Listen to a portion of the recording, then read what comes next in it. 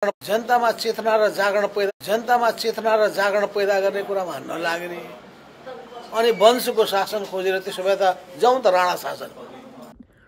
Hello काका, हजुरको कुरा त सुनियो हैन? राणा शासनमा जाऊँ भन्नुभयो तपाईले। जब तपाईले चाहिँ राजाले सत्ता सार्वभौम जनताको नाश हो, जनतालाई बुझाउँछु, जनता खुसी हुन्छन् भने म यसमा खुसी छु भनेर राजाले सत्ता छोड्नु भयो।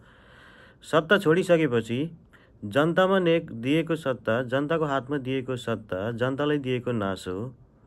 तपाईहरु कतिजना टाउकेहरु हुनुहुन्छ अहिले?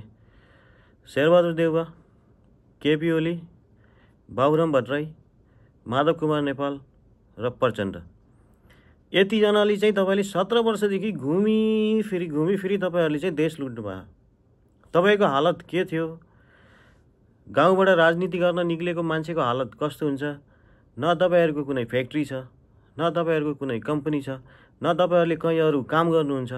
कसरी चाहिँ काठमाडौँमा 15 रोपनी भित्र एउटा घर मात्रै देखिने त्यति छ। अनि पैसा लुकायो, कहाँ के गर्यो, कहाँ यति खायो उति खायो भने तपाईहरु आफै आरोप लगा गर्नु भएको छ। यदि तपाईले चाहिँ सुन्नु भएको छैन भने बाबुराम भट्टराईको भिडियो फेरि खोलेर सुन्नुस्। अरब 1 लाख 2 लाख होइन, तपाईहरुले अरब हान्नु भएको छ एक जनाले एउटै चीजमा। बुढी गण्डकीमा अरब खानु भएको, त्यतिमा मात्रै। खाली बुढी गण्डकी मात्रै हैन त भ्रष्टाचार भएको, कति भ्रष्टाचार भएको छ लिस्ट गर्न थाल्यो भने यही 5 घण्टाको भिडियो बन्छ। तपाईहरुले चाहिँ काम चाहिँ गर्न नसक्ने, खाली आफ्ना सेटल गर्ने, आफ्ना सम्धी, आफ्ना ज्वाइँ, आफ्ना छोरी, आफ्ना बधाई भतिजा सबै आफ्नो सेटल गर्ने। अनि राजाले यो गर्यो, त्यो गर्यो, थियो यो थियो त्यो थियो भनेर हुन्छ? राजा हुँदा यदि त्यस्तो टाइट थियो, बोल्न पाइन्थेन, केही गर्न पाइन्थेन भन्नुहुन्छ तपाईहरुले, त अहिले जनताले त इतिहास त खोजेर हेरिरहेछन्। पढ्न पाइन्थेन भने बाबुराम भट्टराई गएपछि डाक्टर भए हैन? बोल्न पाइन्थेन भने तपाईहरुले चाहिँ ज्ञानी चोर देश छोड भनेको नारा लगाउँदाखेरि तपाईहरु को थुनिनु भयो? कोही थुनिनु भएन नि। त्यो कारणले जनतालाई भ्रम छर्ने काम नगर्नुस् हैन? सक्नुहुन्छ भने अझै पनि टाइम छ, सत्ता तपाईहरुकै हातमा छ। 2-4 महिनामा गर्न चाह्यो भने लक्षण 2-4 महिनामै देखाउन सकिन्छ। अब चाहिँ गर्छ कि क्या हो भन्ने एउटा जनतालाई चाहिँ तपाईहरुले आशा देखाउनुस्, विश्वासमा लिउनुस्। जनता विश्वासमा आइसकेपछि तपाईहरुको पछि झण्डा बोकेर आइहाल्छन् नि मान्छेहरु। मासु भात खुवाउनु पर्छ, भ्रष्टाचार गर्नुपर्छ, चुनाव जित्नको लागि 6-7 करोड खर्च गर्नुपर्छ, पर्दैन नि साथै। त्यो कारणले गर्दाखेरि तपाईहरु सुध्रिनुस्। यो क्यार गरेर काम छैन। तपाईहरु चाहिँ अहिले आत्तिनु भएको छ। कारण के हो भने तपाईहरु चोखो हुनुहुन्न। यदि राजा आएर राम्रो खालको मान्छे प्रधानमन्त्री भयो, मन्त्री परिषदमा राम्रो मान्छे भयो र सबै कुरा भ्रष्टाचारको छानबिन राम्रोसँग भयो भने तपाईहरु जेलमा जाने पक्का छ।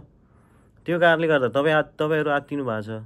यदि तपाईहरु बच्ने हो, जनतालाई विश्वास दिलाउने हो भने राम्रो काम गर्नुस्। मिडियामा बोलेर हैन, राजालाई पक्रिन्छु जेल हाल्छु भने तपाईले राजाले पक्रियो भने 5 मिनेटमा तपाईहरुको सत्ता उल्टिन्छ। जनता राजाको पछि छन्।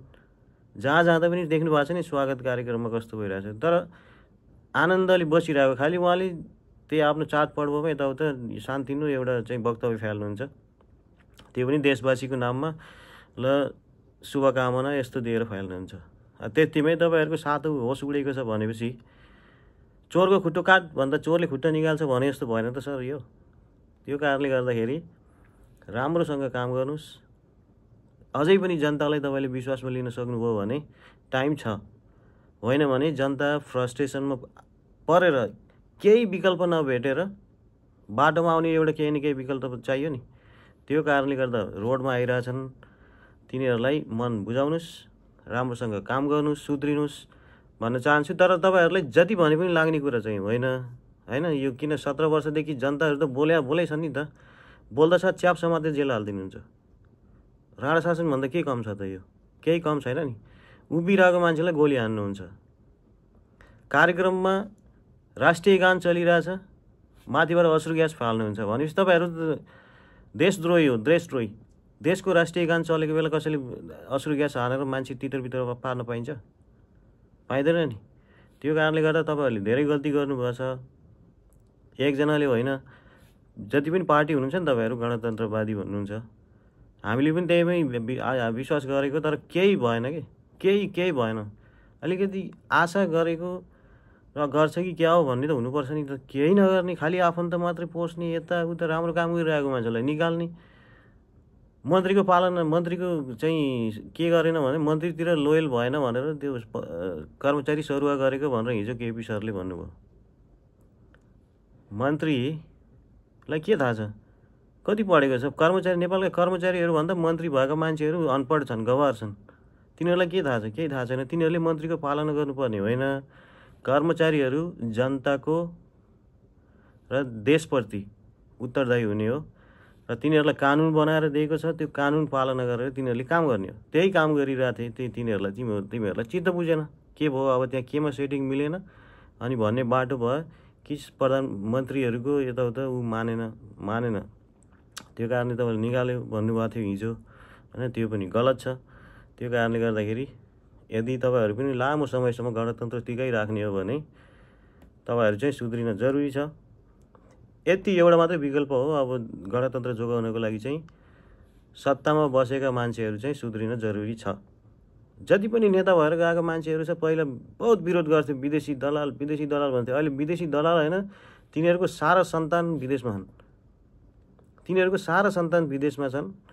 अब अहिले चाहिँ अझै पनि तिनीहरू भन्न चाहिँ छोडेको छैनन्। त्यो कारणले गर्दा सुध्रिन बहुत जरुरी छ। होइन भने देशको स्थिति बहुत बिग्रिँदै गइरहेको छ। गरिबी त्यस्तै भइरहेछ। अब बेरोजगारी त पहिल्यैदेखि नै थियो अनि युवाहरू बहुत आक्रोशित भइरहेछन्। अहिले अब नेपालमा केही आन्दोलन छ, अलिकति आशा गरेको पार्टीले कुनै आन्दोलन गर्दैछ भने विदेशबाट इमर्जेन्सी टिकट काटेर मान्छेहरू चाहिँ आन्दोलनमा गइरहेछन्। भनेको मतलब के हो? युवा बहुत फ्रस्ट्रेट भइरहेछन् तपाईँहरूको यो हरकत देखेर।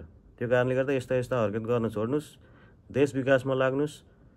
चाह्यो भने त गर्न सकिन्छ के। हर्क साम्पोङले हेर्नु त्यहाँ आफै काम गरेर कति धेरै कुराहरू बनाइसकेका छन्।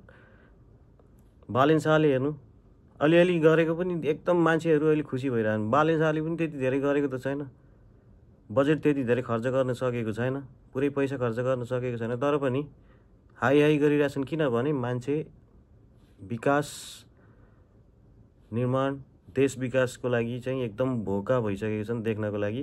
त्यही भएर विकास निर्माण गर्नुहोस्, फ्याक्ट्री खोल्नुहोस्, नेपालतिर जागिर मान्छेलाई गर्ने वातावरण बनाउनुहोस्। विश्वास दिलायो भने जनता त्यत्तिकै तपाईँहरूको पछि लागेर हिँड्छ नि। तपाईँहरूले केही पैसा बाँड्नु पर्दैन, केही गर्नु पर्दैन भन्न चाहन्छु। शतबुद्धि आओस् यो भिडियो हेरेर। यदि कसैको मनमा ठेस पुगेको छ भने पनि म सरी भन्न चाहन्छु, क्षमा गर्नुहोला।